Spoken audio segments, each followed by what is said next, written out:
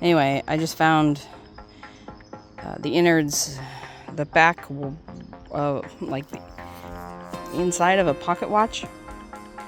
Now, if you remember, if you watch my videos, you'll remember that I found a pocket watch here. The frame of it, like the outside circle.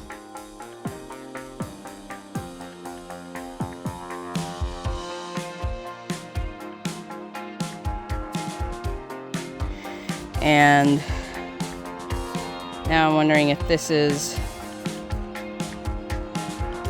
part of it, or just another pocket watch that was lost here. I'm gonna spray it down a little bit and see if there's anything written on it. I'll be back. Nobody said I was smart. God damn it.